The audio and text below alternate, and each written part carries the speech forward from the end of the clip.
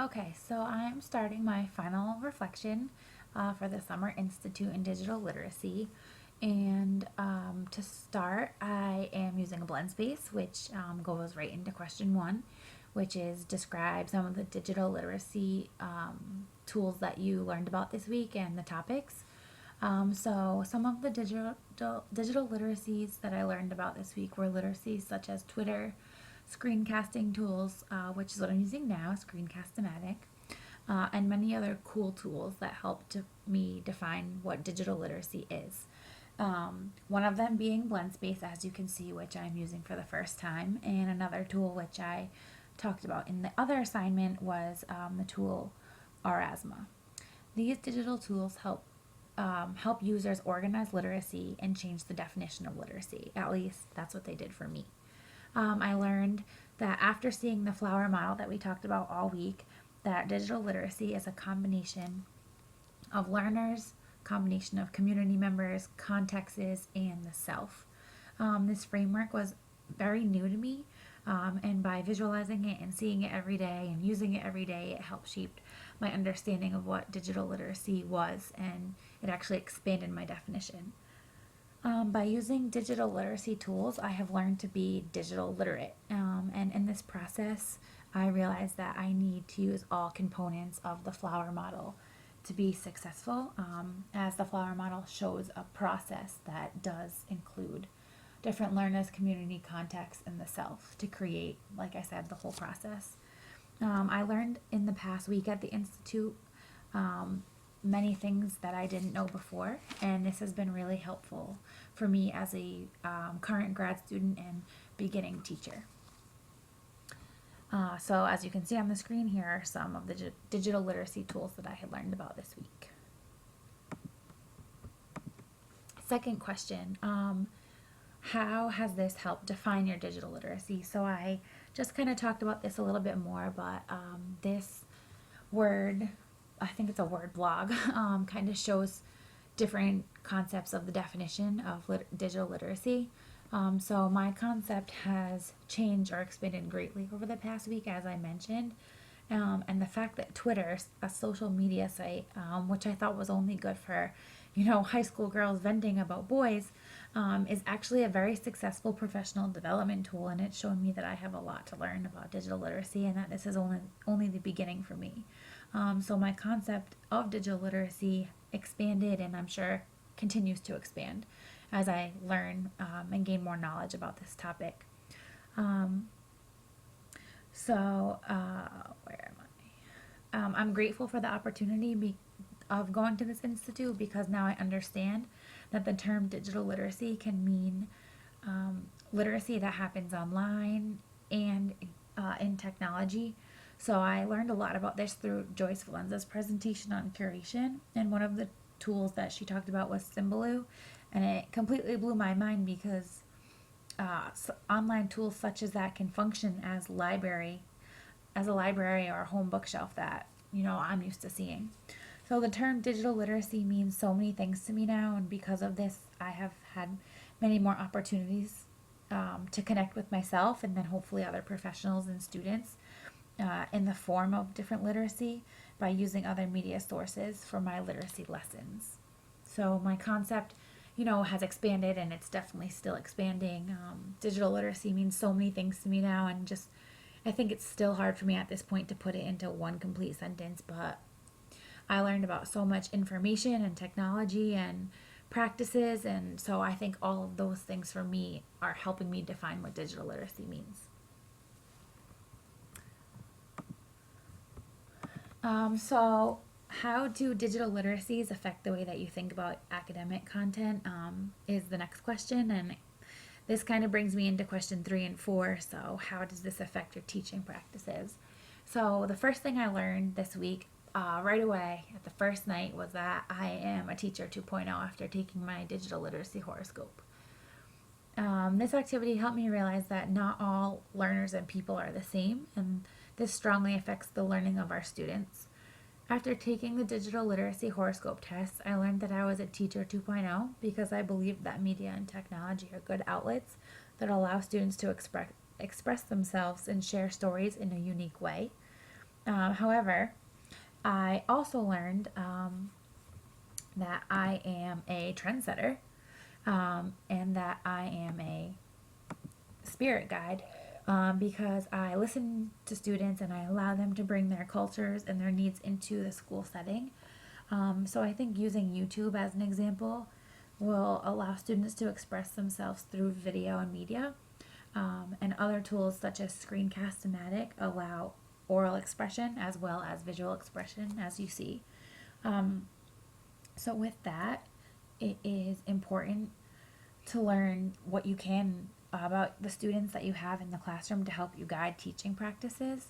And knowing what I do know about my teaching practices and other ways to teach students, I am now better able to utilize the skills that I lack and take those from the students that have those skills to help me build and guide my instruction. And I mean, not only students, with professionals as well. Knowing what I know about digital literacy, I will also be able to use the tools that I have learned this week to help me interact with my students, as the tools are very helpful and interactive tools for learners. A good one that I learned about was Powtoon. It has, shown me different ways to interact with the literacy, and hopefully I can pass that along in my teaching.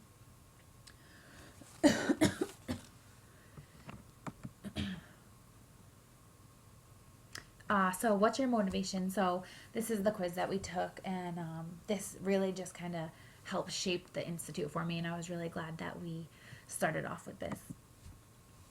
As for the key insights and trying to connect with the readings, first thing that I learned was that digital and media literacy is a consultation of life skills, and that it's necessary for full participation in our media-saturated, information-rich society.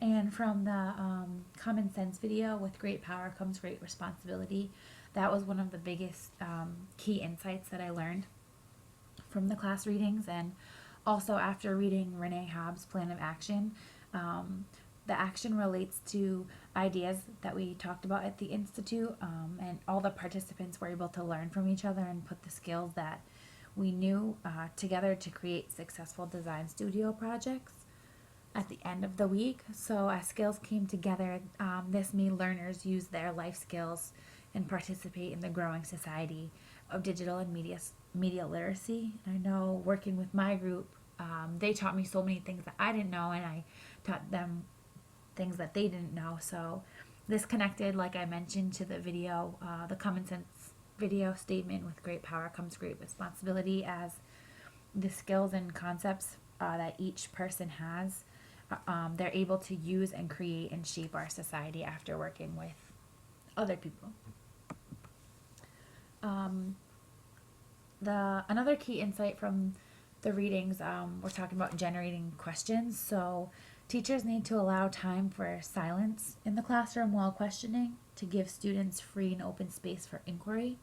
This connected to the Institute for me, and this was applicable because we learned so many tools and concepts, and I didn't have enough time to wrap my brain around them. I'm still exploring them. So I think allowing students time to think and generate their own questions while learning is important, as it helps them solve problems and helps guide the process of successful question generating and digital inquiry. And with this new concept of digital literacy, there's going to be a lot of questioning.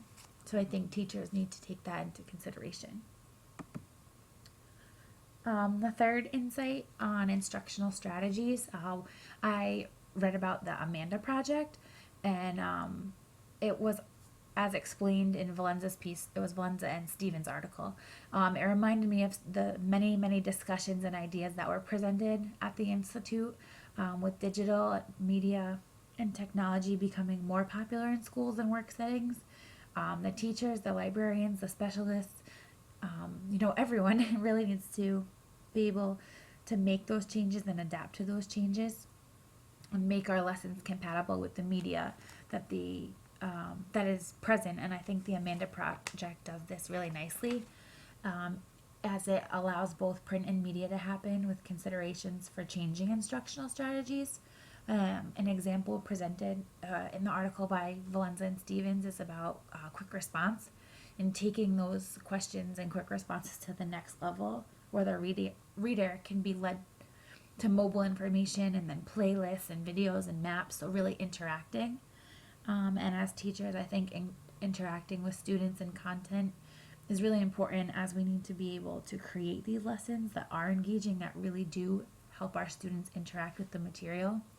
And I think that in the Institute, going to these cool tools and hot topic sessions was possible, and it showed us as teachers, how to do that. The next insight, or the next steps for me, was about the Aspen Task Force and the report. It was the concise report which defined, which is a tool to help issues at the local, state, and federal levels. And I think we saw this when we, had the panel discussion. It reminded me of how we came together a lot at the Institute, and as teachers, specialists, librarians, etc. As we came together to discuss ways to teach and engage and help our students, we were able to combine what we knew as stakeholders so that the action could be taken for our learners. So as teachers and school department workers, we really do need to come together for our students. And I plan to take what I have learned at the Institute back to everyone, hopefully in my job when I get one. So I'm a grad student, so for grad student connections and studying to become a reading specialist, I'm interested in the challenges and potentials of technology in the classroom, and as an example, ebooks and e-readers. And in the Marshall Joan Common Sense video, this really stood out to me because I found that he had talked about a disconnect made from the electronic devices when he was speaking of technology and trying to engage our students.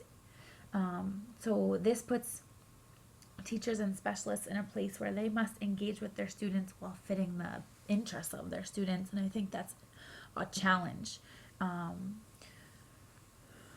So as technology changes, it's important to keep up and with those changes, and we just need to remember that there are both positives and negatives, but we have to do what we can to help our students. And for me, this is the great power and the great responsibility that teachers have and need to use. If I had one more day at the Institute, I would like to use it to explore more tools that I missed during sessions because I was at other sessions. I understand there's not enough time to go through everything. However, during the times I was at the sessions, I was able to interact with others and explore options that I could use in my classroom, and I think that was the most valuable for me because I don't have a classroom yet. So I really appreciated that time with interacting with teachers and getting pros and cons from them. Also, Twitter as a social media site, that was definitely a positive interaction, and I'm going to use that now for professional networking and development as I try to expand my digital literacy ideas and concepts, because it's really important for someone like me who's just starting out. I don't have a classroom and I have nothing to base it on, so a simple site like Twitter where I can log on and follow and get ideas is something that I really want to take with me wherever I go, to explore, to continue to exploring and meet new people and network and develop and hopefully get where I want to be and help with my digital literacy foundation. And so professional growth and, like I said, Twitter. And these are the references that I talked about in my presentation.